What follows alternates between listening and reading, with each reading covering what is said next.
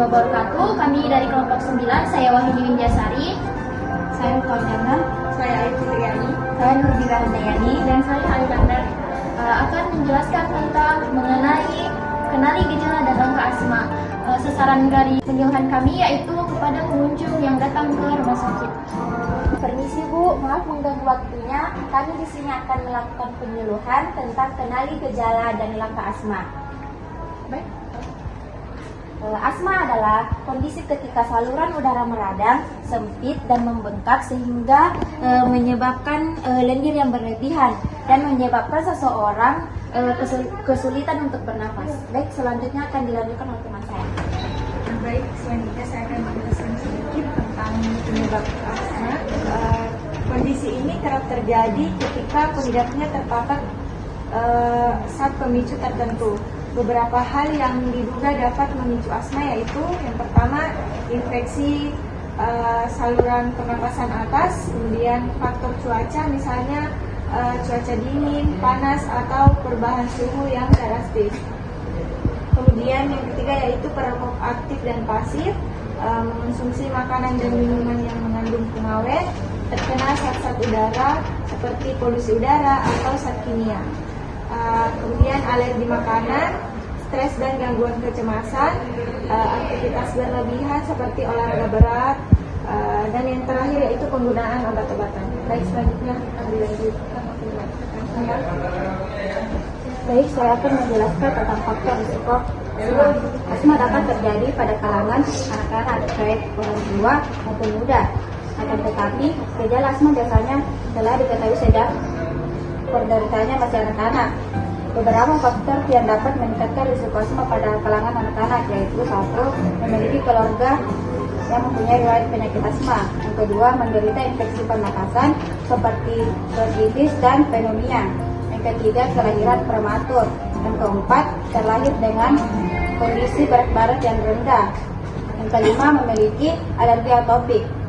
Baik, selanjutnya akan dijelaskan oleh teman saya. Baik, berdasarkan faktor tersebut ada beberapa jenis asma. Yang pertama ada asma alergi. Nah, kenapa asma alergi? Karena ketika sistem kekebalan tubuh itu tidak mengidentifikasi zat berbahaya seperti semut sari atau bulu hewan. Terus ada pun juga asma olahraga karena merasa kelelahan sehingga menimbulkan kesulitan untuk bernafas. Akibatnya itu menyempitnya saluran udara paru-paru karena terlalu olahraga yang begitu berat. Terus ada asma nokturnal, yaitu asma yang kambuh pada malam hari. Kenapa? Dikarenakan otot-otot saluran udara bagian atas menyempit dan meningkatkan asistensi paru-paru. Terus ada asma batuk karena adanya penyempitan saluran udara yang membuat udara itu sulit masuk ke paru-paru.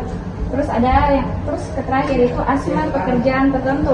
Kenapa? Misalnya kalau kita bekerja di suatu perusahaan yang begitu polusinya terlalu tinggi itu yang menyebabkan asma. Terus ada pun pencegahannya, yang itu yang pertama melakukan pemeriksaan secara rutin, mengkonsumsi obat sesuai anjuran, menggunakan masker di tempat yang berisiko, olahraga yang teratur, yang seperti renang atau yoga, hindari pemicu alergi, debu, polusi atau asap rokok. Terus yang terakhir itu selalu menjaga kebersihan rumah. Baiklah, selanjutnya saya akan menjelaskan tentang cara mengatasi asma. Apabila sudah merasakan gejala asma, segera lakukan pemeriksaan di dokter untuk mendapatkan diagnosa yang tepat dari dokter. Setelah itu mungkin dokter akan memberikan pengobatan. Kemudian yang kedua, apabila setelah diperiksa dokter akan diberikan obat. Nah, obatnya itu diminum sesuai dengan aturan yang telah diberikan. Misalnya 3x1 setiap 8 jam sekali atau 2x1 setiap 12 jam sekali. Kemudian yang ketiga itu menghindari pemicu asma. Contohnya itu semisal debu, jadi kalau membersihkan bisa menggunakan masker.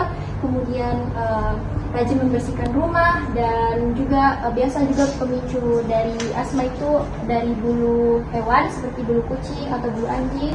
Kemudian yang terakhir budaya hidup sehat dan juga pola hidup yang sehat seperti makan makanan 4 sehat 5 sempurna, memakan sayuran, memakan buah, kemudian rajin berolahraga seperti yang tadi disampaikan oleh teman anggota kelompok saya seperti yoga, berenang, karena olahraga itu bisa mengatur pernapasan.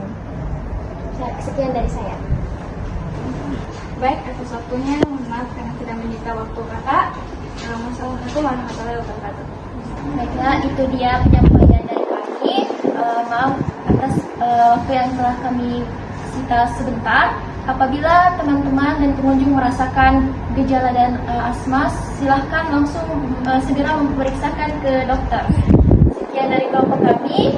Wassalamualaikum warahmatullahi wabarakatuh.